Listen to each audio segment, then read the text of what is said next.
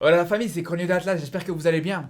Aujourd'hui, comme à chaque journée de Champions League, je vais revenir sur les prestations des différents Africains en Europe pour déterminer qui a été le meilleur. Et ce qu'on peut dire, c'est que cette semaine, ça a été très serré. D'abord, du côté du Maroc, Ziyech ça a peut-être pas été le meilleur Africain de la semaine, mais on peut considérer que ça a été le meilleur Marocain. Honnêtement, il a vraiment déçu cette saison en Ligue des Champions. Pourtant, on sait que c'est sa compétition préférée, on l'attendait beaucoup plus. Mais là, contre Malmö, il a enfin été à la hauteur de l'événement. Après, vous allez me dire, ouais, mais c'est juste Malmö, et je suis d'accord avec vous. Mais contre le Zénith aussi, on pouvait dire que c'était juste le Zénith. Mais pourtant, là aussi, il a vraiment déçu. Et c'est pour ça que quand on voit ce qu'a fait Ziyech dans ce match, ça a beau être juste Malmö, mais c'est quand même une prestation encourageante qui est vraiment bonne à prendre.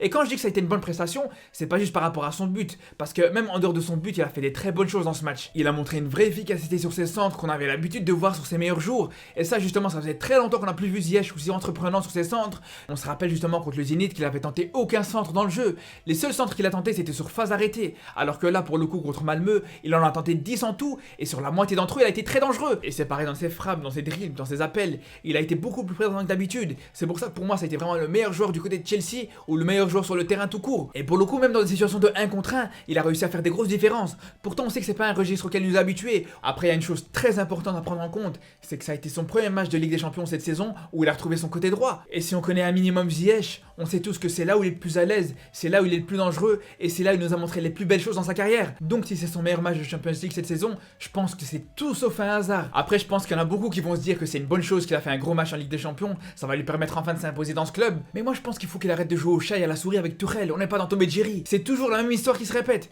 Il fait un bon match, puis il enchaîne quelques matchs, puis de nouveau il se reblesse. Une fois qu'il se blesse, il lui faut le temps de prendre du rythme jusqu'à ce qu'il fasse un bon match et ainsi de suite on recommence. Et si on rajoute à ça le fait qu'une fois sur deux il joue pas à son poste, le fait que quoi qu'il arrive, il y a certains joueurs qui seront toujours devant Ziyech dans la hiérarchie. Vous pensez sérieusement que si Mason Mount, Lukaku et Pulisic ils étaient pas blessés, Ziyech il aurait joué ce match? Pas du tout, vous savez très bien que ça aurait pas été le cas. Et c'est pour ça que je pense qu'il faut se rendre à l'évidence. Je pense que Ziyech et Chelsea ça collera pas tant qu'il y a Tuchel. C'est pour ça que je pense qu'il doit profiter de ses bonnes prestations pour s'attirer des belles offres. Et justement, je pense qu'il pourrait y avoir plein de projets intéressants pour Ziyech actuellement. J'aurai l'occasion d'en parler, je compte même en faire une vidéo à part entière bientôt. Ensuite, du côté de la Côte d'Ivoire, les semaines elles se suivent, elles se ressemblent. Encore une fois, c'est Sébastien Haller qui s'est illustré, il y a aucun suspense. Malgré le fait que Lewandowski doit passer devant dans le classement des buteurs, parce qu'avec son triplé contre Benfica, il a su vraiment rattraper son retard, ça n'empêche pas Haller d'être encore très bien positionné dans ce classement des buteurs. Là, en l'occurrence, il est deuxième, donc devant des Cristiano, devant des Benzema, devant des Nkunku, et tous ces très bons joueurs qui font des gros débuts de saison en Champions League. Et ce qui est vraiment intéressant avec Haller, c'est que de match en match, il confirme. Il a très bien joué contre le Sporting Lisbonne sur le premier match, contre le Besiktas, encore une fois, il a récidivé, et là, quand le niveau il est monté d'un cran, en l'occurrence contre Dortmund, encore une fois, il a confirmé qu'il était à la hauteur de la compétition en marquant à l'aller comme au retour. Donc je pense très clairement que c'est un joueur qui aurait pu prétendre au titre de meilleur africain de la semaine si la concurrence n'avait pas été aussi serrée. Après, du côté algérien, on aurait vraiment pu considérer Mahrez comme le meilleur africain de la semaine s'il y avait un petit peu plus d'adversité en face.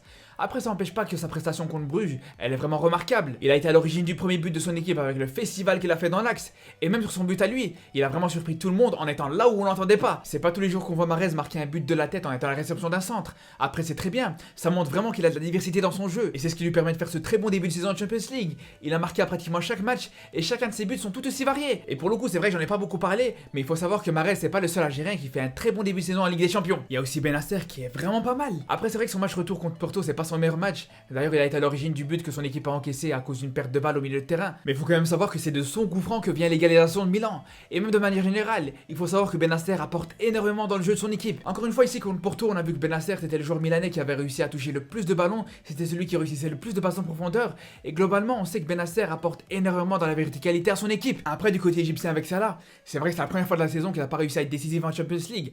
Mais ça n'empêche pas qu'il a fait un très bon match encore une fois contre l'Atlético. Il a tenté plusieurs frappes dangereuses. Il a réussi 6 dribbles. Il n'y a absolument aucun joueur sur le terrain qui a fait mieux dans ce match. Et surtout, ce qui est intéressant, c'est que sur les 2 buts de Liverpool, à chaque fois, il a tiré plusieurs joueurs de l'Atlético, ce qui laissait Alexander-Arnold tout seul et lui permettait de centrer et d'être décisif sur les 2 buts. Après, bien sûr, c'est vrai que c'est insuffisant pour le considérer comme le meilleur africain de cette journée. Par contre, le meilleur africain pour moi de cette journée de Ligue des Champions, il est aussi à Liverpool et c'est Mané. Sur son but, il a eu un très beau réflexe en réussissant à intercepter le centre très puissant d'Alexander-Arnold qui ressemblait plus à un tir. Mais au-delà de son but, il a vraiment confirmé qu'il était beaucoup plus en jambes par rapport à son début de saison très difficile pour lui. On recommence de plus en plus à avoir un Mané efficace, un Mané qui est très bon balle au pied et qui est capable de remonter le bloc de son équipe pour être dangereux dans les transitions offensives. D'ailleurs, c'est lui qui a causé l'exclusion de Felipe, ce qui a encore plus mis en difficulté l'Atlético et qui a complètement avorté leur chance d'égaliser. Donc avec un match comme ça, surtout contre un adversaire aussi relevé que l'Atlético, on peut clairement considérer que Mané mérite amplement son titre de meilleur africain de la semaine, je trouve. Et justement, en parlant du football africain, on se retrouve très vite pour parler des qualifications à la Coupe du Monde en Afrique. Donc je vous dis à très bientôt et surtout prenez soin de vous.